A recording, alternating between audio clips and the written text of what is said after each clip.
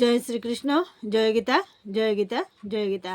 প্রতিদিনের মতো তোমাদের সামনে আজও আসলাম গীতা নিয়ে। আজ আমি গীতার তৃতীয় অধ্যায়ের শ্লোক 15 পাঠ করব।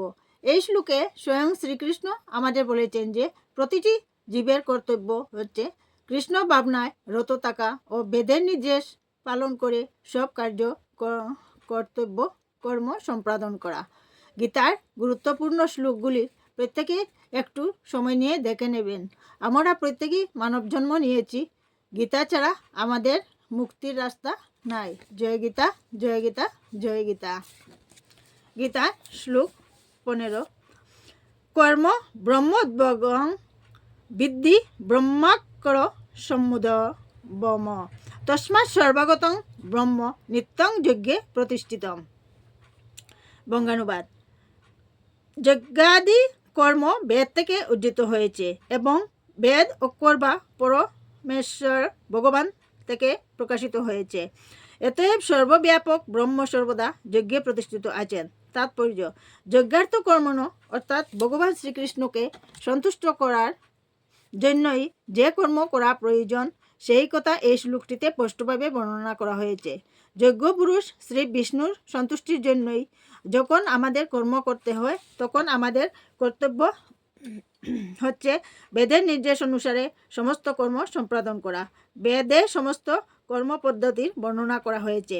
যে কর্ম বেদে অনুমোদিত হয়নি তাকে বলা হয় বিকর্ম ও পাপ কর্ম। তাই বেদের নির্দেশ অনুসারে সমস্ত কর্ম করাটাই হচ্ছে বুদ্ধিমানের কাজ। তাতে কর্মফলের বন্ধন থেকে মুক্ত হওয়া যায়। সাধারণ অবস্থায় যেমন মানুষকে রাষ্ট্রের নির্দেশ অনুসারে চলতে হয়, তেমনি ভগবানের নির্দেশে তার পরম রাষ্ট্র ব্যবস্থা পরিচালিত হওয়াই মানুষের কর্তব্য। বেদের সমস্ত নির্দেশগুলি সরাসরি ভগবানের নিঃশ্বাস থেকে অর্জিত হয়েছে।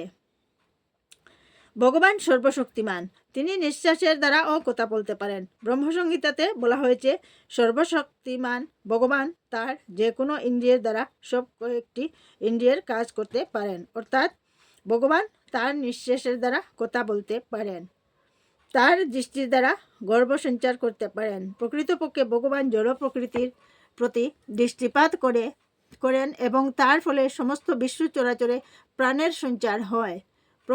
জড়া প্রকৃতির গর্ভে জীব সৃষ্টি করার পর এই সমস্ত বদ্ধ জীবেরা যাতে জড় বন্ধন থেকে মুক্ত হয়ে তার কাছে ফিরে আসতে পারে সেই জন্যই তিনি বৈদিক জ্ঞান দান করেন।